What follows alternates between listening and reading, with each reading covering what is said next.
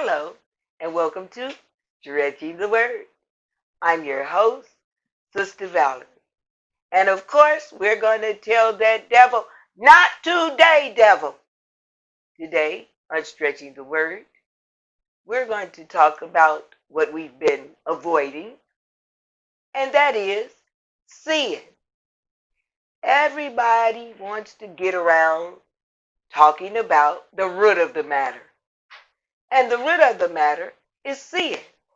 You say, well, what's sin?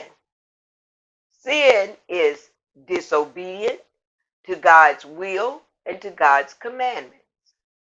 Disobedience, walking in your own way, and just doing what you want to do when you want to do it. But you say, I'm morally good. Morally good is not good enough. You say, I keep the laws, I keep the commandments, I do everything that I know to do. The Bible says, to him that knoweth to do it good and doeth it not, then that's sin. You say, oh, well, in that case, I'm good because I don't read the Bible, so I don't know nothing. I don't go to church, so I don't know nothing. But then the Bible also said, oh, man, thou art inexcusable. You know, it's just like when you go to court and you be trying to plead your case and you be like, well, I didn't see it, I don't know. And the judge say, that's no excuse. Ignorance of the law is no excuse. Well, God feels the same way. Ignorance of the Bible and his will and his commandment, there's no excuse for that because he gives you a conscience and he deals with your inner spirit. So you will not have an excuse for being in sin. You can't stand there and say, well, I didn't know, because your spirit will correct you.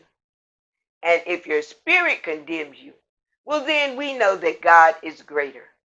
So we cannot ignore the fact of sin, because that's what's going to keep you out of heaven. It's not about how you look. It's not about how you dress.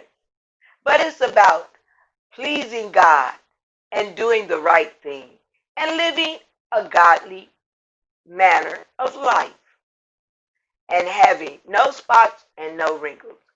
No, you're going to make mistakes, but you don't practice it.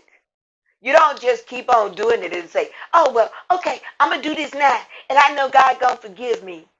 No, that's not the way it works either. Because if you're really trying to please God, and if you really love God, you're not going to keep breaking his heart like that. Let's remember, to him that knoweth to do it good and doeth it not, it's sin. Listen to your spirit and not to your head.